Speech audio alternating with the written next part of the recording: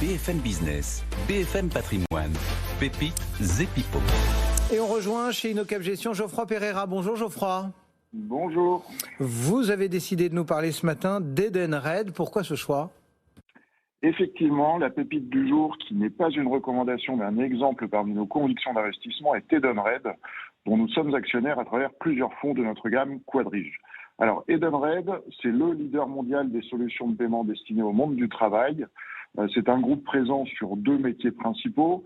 Une première activité appelée Avantage aux salariés, qui a fait à peu près 60% du chiffre d'affaires en 2020 et qui inclut principalement les tickets restaurants d'Edenred.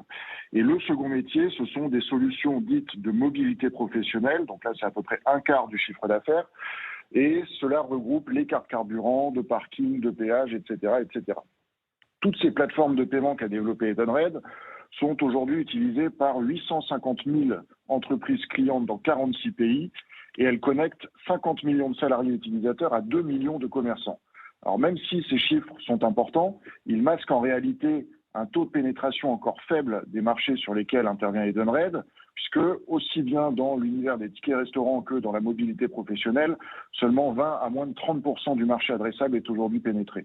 Et ce faible taux de pénétration du marché, combiné évidemment à la capacité d'innovation d'Edenred, confère au groupe un potentiel de croissance important que nous estimons autour de 10% par an en organique pour les années à venir.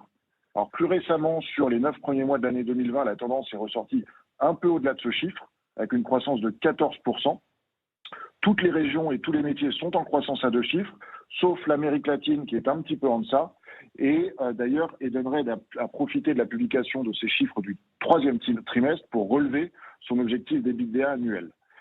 Alors ça, ce sont des tendances lourdes qui soutiennent chaque année la croissance, mais au-delà de cela, nous apprécions aussi Edenred pour des raisons plus conjoncturelles, puisqu'il faut avoir en tête que le groupe fait partie des rares sociétés qui pourraient bénéficier de trois thématiques qui sont aujourd'hui plutôt à l'origine de craintes sur les marchés financiers. Ces trois thématiques, ce sont premièrement la hausse des taux d'intérêt, puisqu'une partie du chiffre d'affaires d'Edenred est réalisée à travers des placements financiers à court terme, donc ils profitent des taux. Deuxième thématique, c'est l'inflation, qui peut engendrer une revalorisation des tickets restaurants et donc là aussi un impact positif sur le chiffre d'affaires.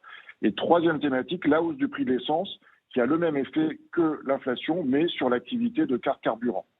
Donc tous ces éléments, tant conjoncturels que structurels, nous rendent optimistes quant aux perspectives de croissance offertes par Edenred. D'accord. Comme je le disais tout à l'heure, nous intégrons pour notre part une croissance d'environ 10% par an sur les 2 à 3 prochaines années, en cohérence avec les objectifs de la société.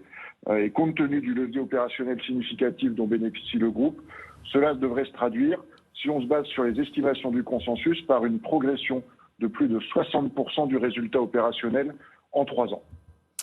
Merci pour cette analyse, ce regard porté sur Edenred ce matin.